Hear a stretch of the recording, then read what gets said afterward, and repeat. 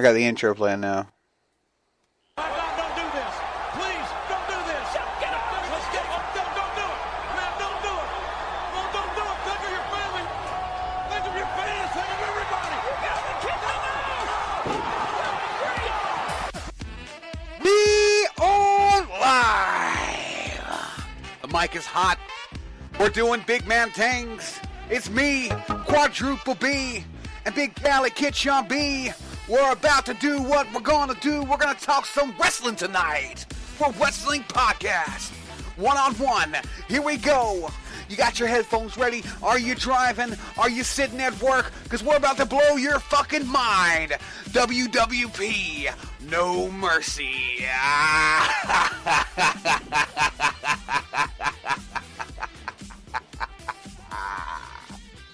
Fuck you, Baron Corbin. Fuck you.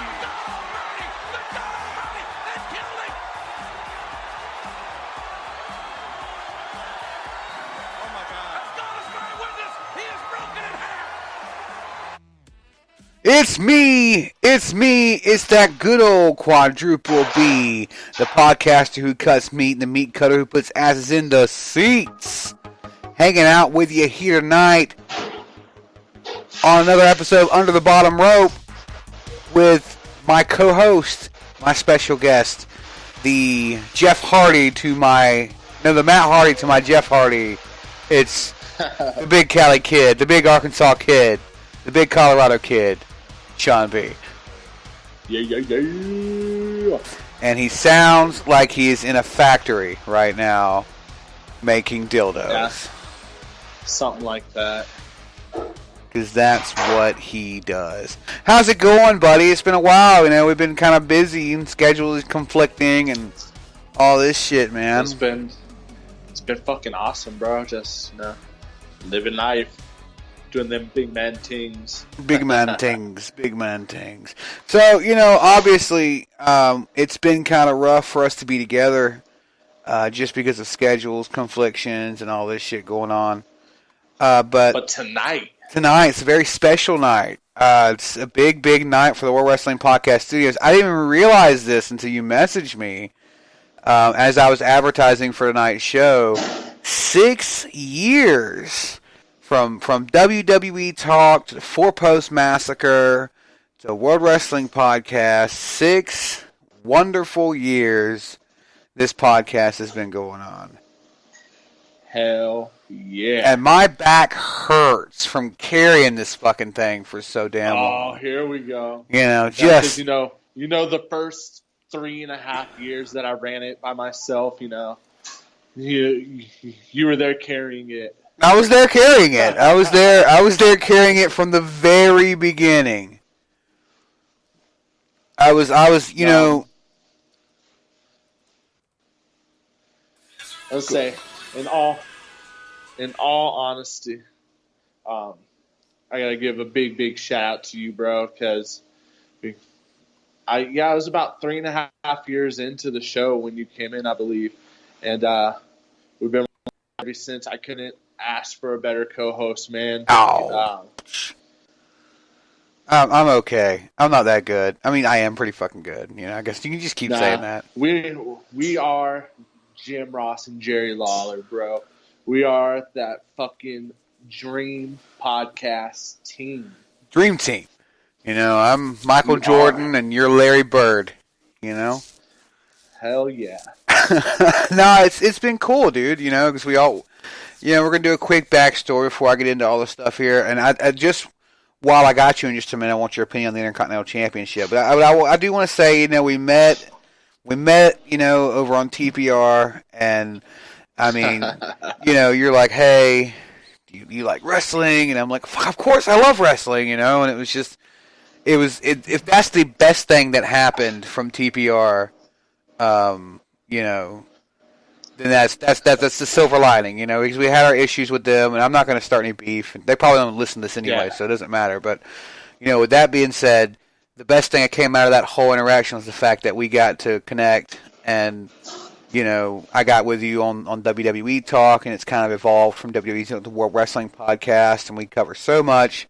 And I like to think, as presumptuous as it is, I like to think I even introduced you to different kinds of wrestling, like the UK scene and the New Japan You scene. very much did, man. I had no idea what like WCPW was and stuff like that, and like I knew Ring of Honor ish, but I never like really dove into it. I never watched any New Japan until we started running this together. So yeah, definitely, man, and it has been a fucking fun ride. Oh yeah, from all the shit we covered, freaking the Neutral Bullet Club to the Starship Pain. To my thousands of different, you know, fucking fantasy booking ideas of how to make people join the Bullet Club. Right. You know, and then, you know, the interviews we've had, you know, like I was just about to say that, man, freaking never in a million years, freaking 6 years ago when I picked up a shitty little Metro PCS phone and started talking about the Undertaker's streak, did I think we would be interviewing freaking the current Ring of Honor World Television Champion, Shane Taylor. Shout-outs to him. Shout-outs to J-Rock Daddy. We got him. The Beer City Bruiser. That was Dave Bradshaw. Yeah, man, Dave. You know, and God rest his soul. Our two-timer. Yeah, he is our two-timer. God rest his soul. Wicked J, who was, I think, was the first wrestler we had on the show. Yes, he was. Yeah, can't forget Adam Pacitti. Yes, Adam Pacitti from Coldaholic and What Culture. You know, we've had some pretty damn good interviews on here, man, in 6 years, and you know, it's been a great ride. You know, we've seen different changes, and we've struggled through, you know, years and stuff with scheduling and conflicts and stuff, but we always manage to get something up eventually. Something, you know, we disappear for a little bit, we come back. It's stayed alive, kind of like how WWE's terrible creative has stayed alive. You know, it's still there. And we can't forget the old timers like B-Sav. B-Sav! Dino, don't call me Shane O'Mac from the Mac Attack. Dino, don't call me Shano, the man for your porno, Mac. And then you can't. And Big J who's in the chat, by the way. Big J, the big metal honky. Big J. 6 years, buddy. 6 years. 6 years. You know, so. And freaking, you know, we do this a lot on our shows, but I can't be 6 years without all the fucking listeners, man. We thank our guests and stuff we had, but, you know, we got people in Italy, Australia. We had people in Singapore, Italy, Jordan, Egypt, all over the fucking world. iHeartRadio, Apple Podcasts, Google Podcasts, Spotify, SoundCloud. Freaking anywhere you can find a podcast, you can find us, bro. And, you know, if it wasn't for the fucking listen, the 42,000 strong who have supported us, you know, freaking biggest shout outs of all to you guys. And real quick, fuck you, Singapore. I just want to get that out there, you know. Fuck you, Baron Corbin. If Cornette can do it, so can I. You know, fuck you. You know, God, people are like, oh, you can't say that about Singapore, and I'm just like, I don't really care. We got there. That's something we can put on the 6-year resume, man. Got banned in a country, and we had to have gotten banned because we lost all of their viewership in 7 days. You know, we lost. Singapore was up there they made the top 10 countries. So, you know, out of like the 80 people that live in Singapore, at least 10 of them were listening to us. For real. So, but yeah, now they got posters up. Don't World Wrestling Podcast ban. Singapore is the Baron Corbin of the 7 continents and countries and whatever else. Yeah, I took it there. You still there, buddy? Yeah, I'm taking an order. Give me just a second. Oh, you go ahead. While he's taking an order, because he's going to have to go soon, I don't know if he can still hear me, but when he comes back, we'll inform him. I figure I had stuff to start with, but I figure I might as well just go with the most topical. SmackDown introduced the new WWE Intercontinental Championship tonight, and I don't like it. I don't like it. I don't know. I don't know why I don't like it, but it just doesn't look that cool to me. And there's some things in wrestling. Tradition is a big thing in wrestling, and so I would just assume that you don't touch WrestleMania. You don't touch the Undertaker. You don't touch the Intercontinental Championship. Well, they've over the years, WrestleMania's gotten watered down into just one continuous set, one continuous big show, whatever. And we all know what they've done to fucking Undertaker's legacy. So I guess the Intercontinental Championship was just the last thing to hold out. Not even.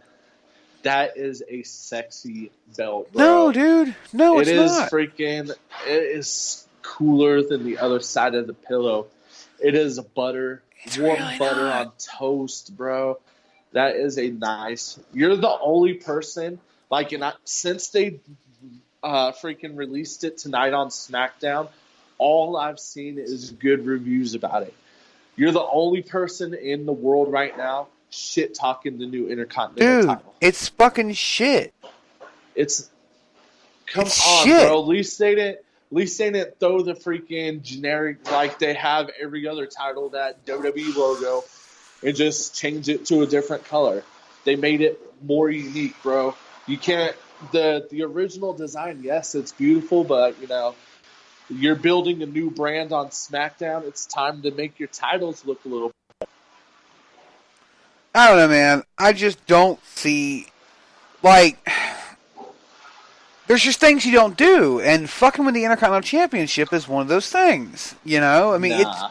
the Intercontinental Championship has stood the test of time. It has been more or less the same design since it was released in the 1970s when Pat Patterson. No, because during the Attitude Era, it looked different than the original. It didn't design. look that fucking different. Really, the only difference there was as a white fucking strap back then. Ah, come on, bro. That title is fucking nice. It's not that nice. It just. I dig it. I will say it's the best looking title in WWE right now, but that doesn't mean it's the best title they ever put out. The old Intercontinental Championship with the white strap is the best one they've ever had. I'm for it 100%. Of course you are. I saw it earlier and I was like, that was literally my first thought was, damn, that's a fucking nice title. Really not. It's really not that nice, but it is. But okay. But we know how your opinions are on here, bro. I'm just saying, it's not that nice. How many number ones did I just freaking blow the chatty apart? Because they were the best number ones of all time, bro. Bro, you picked the Starship Pain. And it has stood the test of time, bro. Like, you the greatest finisher of all time. You picked the Starship Pain over the Stone Cold Stunner. You're damn right. Because, Kevin Owens does a stunner. We've seen all kinds of people do the stunner. Freaking, how many? Only one, bro, has done the Starship Pain. And therefore, it is the most unique move in all of wrestling.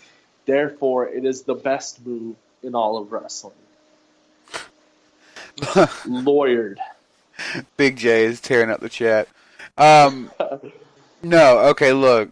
I dare to say, and I'm gonna channel a little bit of Jim Cornette here, but I'm pretty sure that every indie wrestler and every outlaw fucking mud show out there does the Starship Pain. Nah. But if we did that list today, the Starship Pain would no longer be my number one. I stand by it because I said it as our original list, but if we were to ever redo the list, I have a new number one. What's your number one? That would be Darby Allin's fucking casket drop, bro.